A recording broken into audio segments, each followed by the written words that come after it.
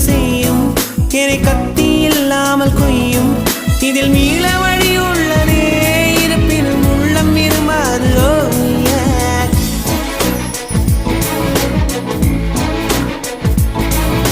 விழிகளின் அருகினில் வானம் வெகு தொலைவினில் தூக்கம்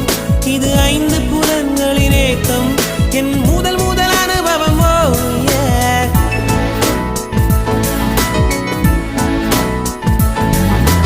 ஒலியின்றி உதடுகள் பேசும் பெரும் புயலென வெளிவரும் சுவாசம் ஒரு சுவடின்றி